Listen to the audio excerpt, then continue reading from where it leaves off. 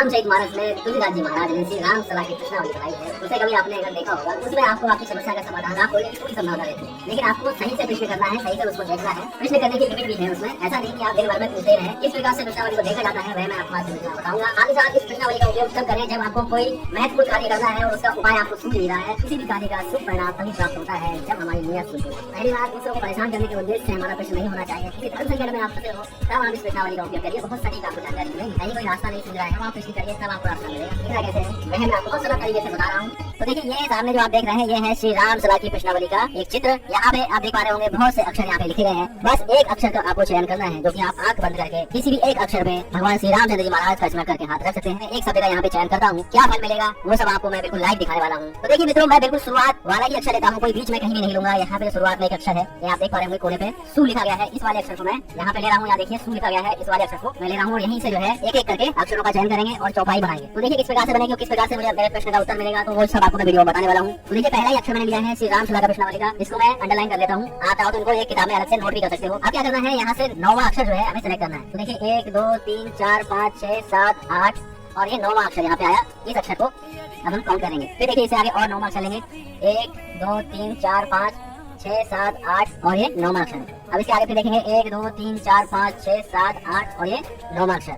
फिर इससे आगे 1 2 3 4 5 6 7 8 फिर ये 9वां अक्षर हमें प्राप्त हुआ। तो इस प्रकार से 9 की संख्या जो है बाबा तुलसीदास जी ने दी है। जो भी हम अक्षर चयन करेंगे उससे 9वां अक्षर जो है उसके साथ काउंट करते जाएंगे जब तक कि वो अक्षर जो है हम वहां तक पहुंच नहीं जाते दोबारा। तो देखिए 1 2 3 4 5 6 7 8 और 9वां अक्षर हमारा ये वाला है। फिर देखिए 1 2 3 4 5 6 7 8 और ये 9वां अक्षर है। फिर देखिए 1 2 3 4 5 6 7 8 और 9वां अक्षर हमें ये वाला प्राप्त हुआ।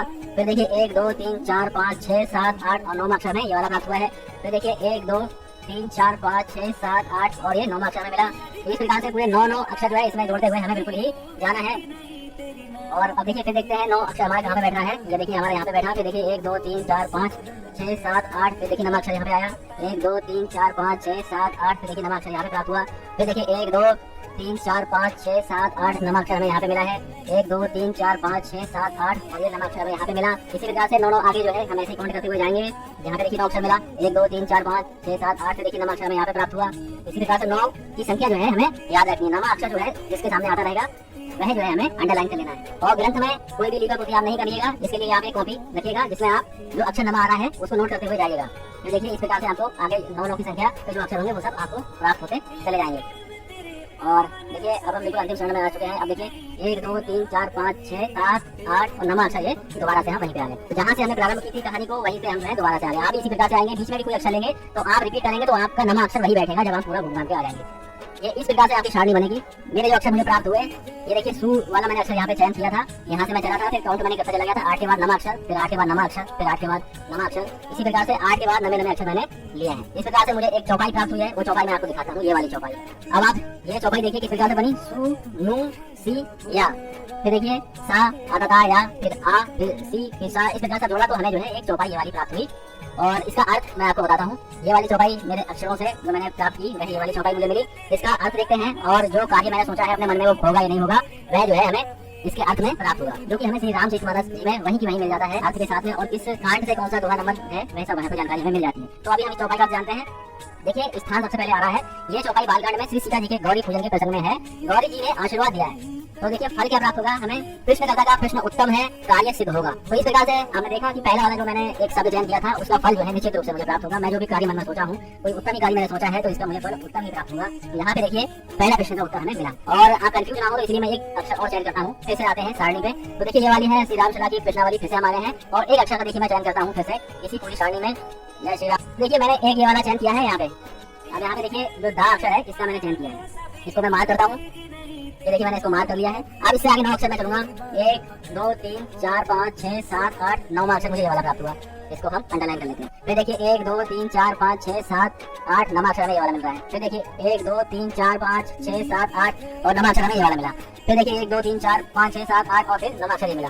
इसी प्रकार से हम जो 9 अक्षर है उसको हम एक जगह नोट करते हुए जाएंगे। मैं आपको यहाँ पे अंडरलाइन कराते हुए चल रहा हूँ जिससे कि आपको आसानी से समझ में आ जाए। तो देखिए यहाँ पे जो 9 अक्षर आगे आगे चल रहे हैं वो सब मैं यहाँ पे अंडरलाइन करते हुए जा रहा हूँ। तो देखिए यहाँ पे जो संख्या है 9, वो 9वां अक्षर जो है बहुत ही विशेष महत्व रखता है। आप बिल्कुल ही उस पर ध्यान रखिएगा, कहीं ऊपर नीचे हो जाएंगे तो आपकी चौपाई जो है सही से बन नहीं पाएगी। फिर आप कहेंगे कि आपको प्रश्न का उत्तर नहीं मिल पाएगा। तो इस प्रकार से यहाँ पे देखिए 1 2 3 4 5 6 7 8 और ये रहा 9वां नंबर। फिर देखिए 1 2 3 4 5 6 7 8, फिर ये रहा 9वां नंबर। इसी प्रकार से 1 2 3 4 5 6 7 8 और ये 9वां नंबर। फिर देखिए 2 2 4 2 6 7 8 1 9 नंबर। इसी प्रकार से हमें ये संख्याएं मिलती रहेंगी।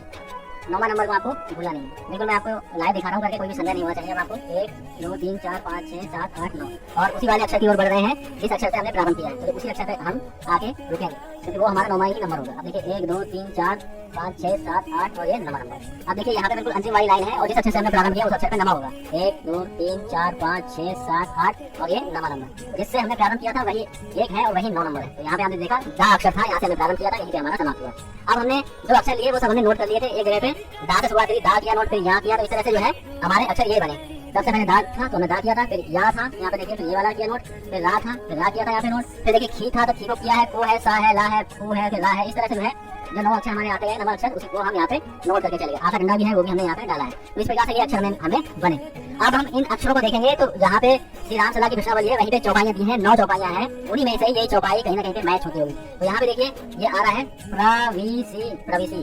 फिर देखिए नगर, नगर, कीजे, सब सब, काजा और हाँ यहाँ पे है तो हे दाया, हृदय, राखी, कौशलपुर, राम और चातुर। इस प्रकार से ये बन रहा है। तो यहाँ पे देखिए जो चौपाई है वहाँ पे जब हम मैच करेंगे तो ये वाली चौपाई से हमारा मैच होगा। प्रवासी नगर की जय सब राजा, हृदय, राखी, कौशलपुर, राजा। तो इस प्रकार से ये वाली हमें चौपाई मिली। अब जो हमने प्रश्न सोचा था अपने मन में, किस प्रकार से हमें उसका उत्तर मिला है और वो कार्य हमें करना चाहिए नहीं करना चाहिए, या फिर जो हमने प्रश्न मन में सोचा है उसका उत्तर जो है किस प्रकार से शुभ होगा या फिर अभी संदेह है, तो देखिए वो सब इसी की चौपाई के उत्तर में ही आपको रहस्य मिलेगा।